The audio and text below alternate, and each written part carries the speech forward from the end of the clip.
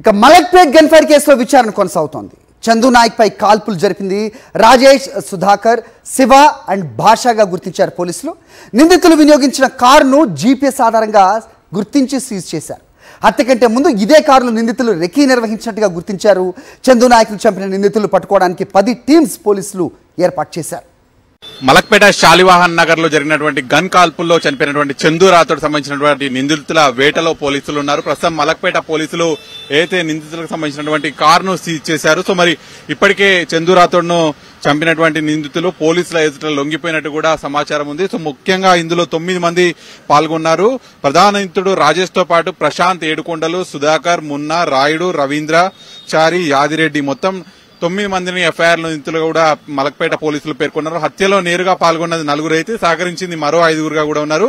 మొత్తం 9 మంది సంబంధించి ఈ కేసులో ఉన్నారు. ముఖ్యంగా ఈ కేసుకు సంబంధించి చందు రాథోడ్ సిపిఐ లీడర్ గా ఉన్నాడు, అలాగే రాజేష్ అనే వ్యక్తి సిపిఎం లీడర్ గా ఉన్నాడు. సో మరి వీరి మధ్య గత 4 సంవత్సరాల నుంచి కూడా పరిచయం ఉంది.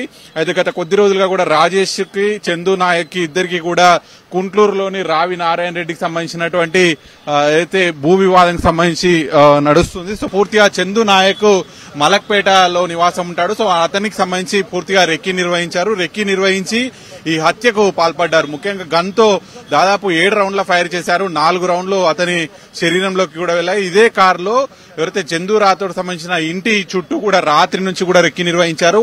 ఉదయం పూట వాకింగ్ కు వెళ్లినటువంటి సమయంలో చందు రాథోడ్ భార్య కూడా ఈ కారును ఇంటి దగ్గర రాత్రి చూసింది, అలాగే తెల్లవారుజామున కూడా చూసింది. సో అప్పటికే చందు రాథోడ్ కు ఈ కారులో ఎవరైతే తనతో ఎప్పటి నుంచో గొడవలు ఉన్నటువంటి రాజేష్ సంబంధించి ఉన్నాడు అనేటువంటి భార్య అప్పటికే చందు రాథోడ్ చెప్పినప్పటికీ కూడా ప్రజల మధ్యనే ఉన్నాను కాబట్టి ఎటువంటి భయం లేదు అనేటువంటి ఆయన చెప్పాడు. అయినప్పటికీ కూడా కొంత జాగ్రత్తగా ఉండాల్సినటువంటి పరిస్థితి ఉండేది. కానీ అప్పటికే నిందితులు పార్క్ దగ్గరకు వచ్చి కళ్లలో కారం చల్లి పూర్తిగా గన్తో కాల్పులు జరపడంతో అతను చనిపోయాడు. సో ప్రస్తుతానికైతే ఈ ముఖ్యంగా ప్రధానంగా కుంట్లూరులోని ఆ ల్యాండ్ ఇష్యూనేనా, గుడిసెల ఇష్యూనేనా అనేటువంటిది కూడా తేలాల్సింది. అలాగే వీళ్ళ మధ్యలో ఆర్థిక లావాదేవీలు ఎంత ఉన్నాయి, అలాగే వీరి వెనకాల ఎవరెవరున్నారు ఇంకా అనేటువంటిది కూడా తేలాల్సి ఉంది. విడుదల మహేష్ చొక్కటి, సెక్రటరీ సాక్షి న్యూస్, మలక్పేట నుంచి.